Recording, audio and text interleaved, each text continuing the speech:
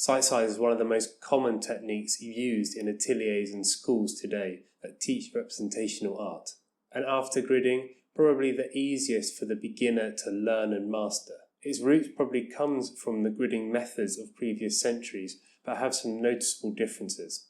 There are many differing ideas on what sight size actually is, leading to conflicting views on the methods of sight size. But in essence, sight size is drawing the size you see. This system removes the problem of scale by drawing one-to-one with the object.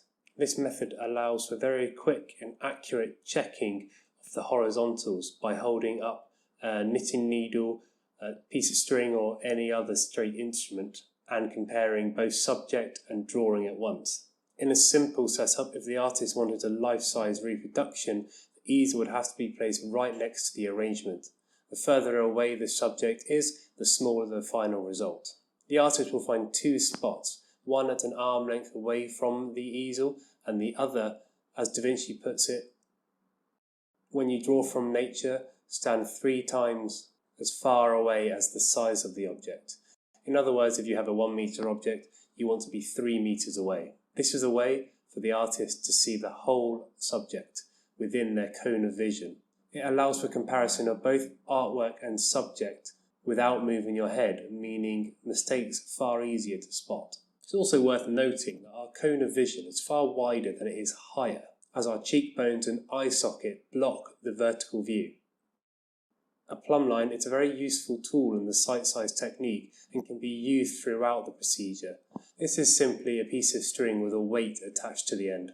It allows the artist to use the universal constant of gravity, helping them create a perfect vertical, which in turn helps them accurately map out a drawing.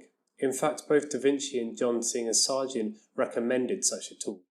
Accustom yourself to hold a plummet in your hand, that you may judge of the bearings of all the parts. When you begin to draw, form in your own mind a certain principal line. Observe well the bearing of the parts towards that line, whether they intersect it, are parallel to it, or oblique. Never be without the plumb line in the left hand. Everyone has a bias, either to the right or to the left of the vertical. The use of the plumb line rectifies this error and develops a keen appreciation of the vertical. It is worth noting that both Sargent and Da Vinci advised the use of a plumb line, but most likely this would be much more of an aid to check the relation of the top and the bottom during the work, and certainly not throughout. The idea is to develop the student's eye and not rely on crutches. Abraham Bose noticed this approach in his treatise, going a step further to use plumb lines in front of the subject matter. In this plate, Bose details the use of a tool to help teach the student about correct proportions using plumb lines. The unique aspect of this drawing tool is the fact that many plumb lines can be used, and as such more than one notable area can be found.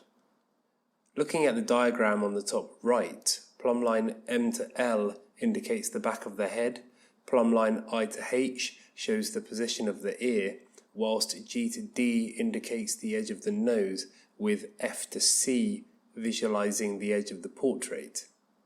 The distance between the cheek and nose on a 3/4 view of a portrait is often a problem area for students, so having more than one plumb line to clearly demonstrate this proportional distance would be particularly useful in teaching.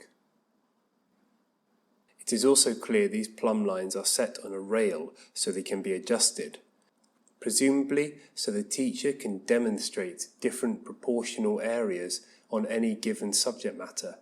Perhaps, as the student progresses, they would be given fewer plumb lines to aid them in their drawing. Much like Dürer's drawing tool, this would need a frame to completely envelop the subject, and so a teacher might have to have many different sizes in their possession. It is also clear that Bose intended the subject to be viewed at eye level. The placement of the subject on the plinth is perhaps an indication of this. He also outlines that the student should be standing at the distance set out by Leonardo da Vinci. The setup and placement for an accurate sight-side drawing must be adhered to precisely. Firstly, a vertical line is placed on the paper. This vertical line would intersect a notable area on the subject, as well as define the height The practice of using vertical line is still used in arguably the most famous drawing course used today. This is the Charles Barg and Jerome drawing course, originally published in the 1860s, which can be seen here in its republished format. This course was designed to prepare the beginner art students for entry into the academies and schools, with almost 200 plates, starting from very simple lithographic reproductions of plaster casts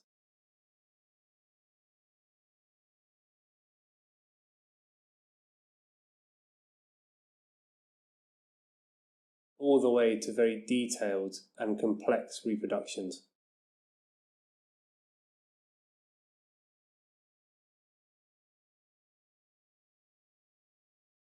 In many of the earlier plates, there are simplified versions of the finished drawing, and extensively vertical lines are used. In this example, you can see how the vertical line intersects through the middle of the leg and at the back of the knee. This is an easily recognizable spot and is easy for the artist to find later on if using a handheld plumb line. Having a notable spot to return to allows the artist to hold the plumb line up to the same spot repeatedly. In Harold Speed's book, he explains the usefulness of vertical lines in finding the horizontal lines. Let A, B, C, D, E be assumed to be points of some importance in an object you wish to draw. Unaided, the placing of these points would be a matter of considerable difficulty. But if you assume a vertical line drawn from A, the positions of B, C, D, and E can be observed in relation to it by noting the height and length of horizontal lines drawn from them to this vertical line.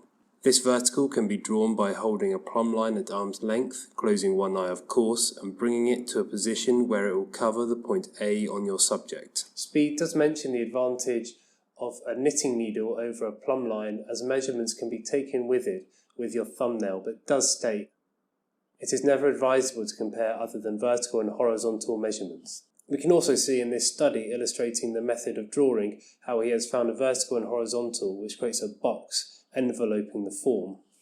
There are many records of masters who use this technique of placing their canvas next to their sitter and moving away a set distance in order to sight size their work. We know this because we have many documented evidence from witnesses and sitters at the time recording the artist's technique.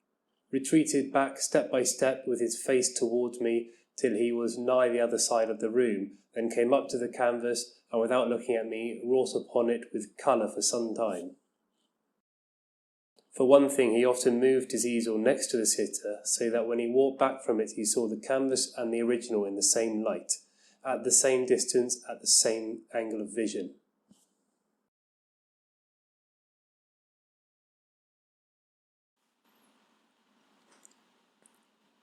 Before starting a sight-size drawing, it is vital that the subject and the easel are correctly positioned. If the drawing was to be started with the easel at this position, then the final result would be very small. In a subject matter that is small like this, it is important that the easel be as close to the subject as possible. This ensures a well-proportioned final drawing, and one that isn't too small. Now the easel is next to the subject and a life-size drawing can be developed, it is important to adjust the height of both subject and easel to ensure a good composition is found. Here the subject is clearly too low on the paper. This is a better height for the composition but still could be better placed on the page. Instead of adjusting the height of the subject, the height of the easel can also be adjusted. Next, the correct distance should be found from the easel and subject, then marked on the floor. This is relatively straightforward when the subject matter is small like this, but when dealing with larger subject matters, it is important to be standing far enough back. Next, the plumb line can be dropped in front of the subject matter, cutting through a notable area. Firstly, a vertical line should be drawn on the paper, representing the handheld plumb line. Before finding any points to finding the subject matter, the top and the bottom have been found. The plumb line is held taut in both arms, which are locked in front. The first measurements are purely taken to give you a visual estimate as to the placement of the top and bottom. Then the first indications for the top and bottom are found. Returning to the mark laid out on the floor, the plumb line is used to check these measurements, and they are adjusted if needed. This process of checking and rechecking may take many attempts until the correct placement is found. After this, measurements can be taken to define the width of the subject, using the vertical line on the paper as your guide, as set out by Harold Speed in the Practice and Science of Drawing.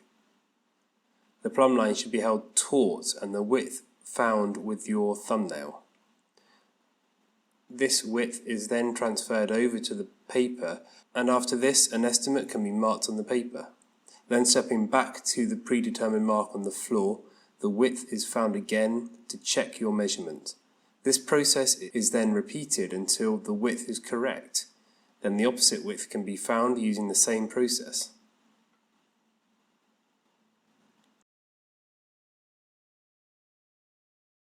After the overall width and height is found, smaller placements can be found in exactly the same way.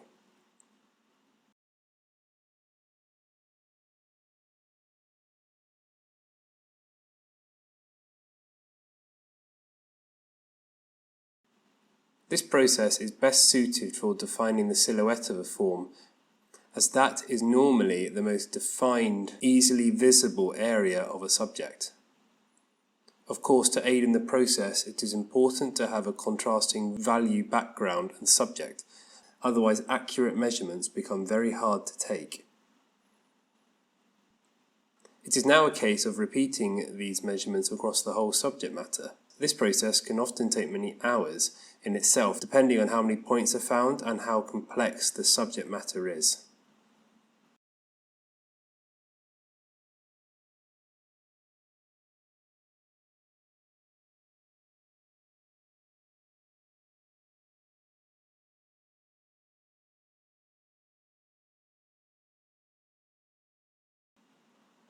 An alternative setup would be to have the plumb line suspended in front of the subject matter, and then measurements can be taken with a measuring tool, in this case a cocktail stick painted black.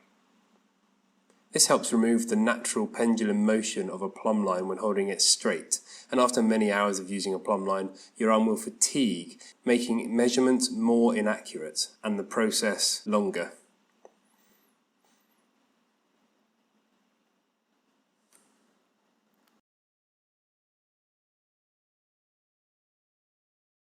The problem of sight size is not the result, but the inflexibility created by the nature of the technique. For example, if you wish to draw the standing figure of average height, you would be, by using Da Vinci's method, standing at least 15 to 18 feet away. This means that your drawing would roughly be between 8 to 10 inches high. While this method of drawing will allow for accurate proportional reproductions of the subject due to the fact direct referencing can be achieved, sight size does have some major drawbacks. Firstly, it requires a very particular setup with no disturbances, as any slight disturbance of the setup, even by wearing different shoes, will render the rest of the measurements completely off. And if you're wanting to draw the whole figure, you're relying on a space behind you of around 6 to 8 meters. And most students wishing to learn to draw simply don't have the luxury of a studio this big.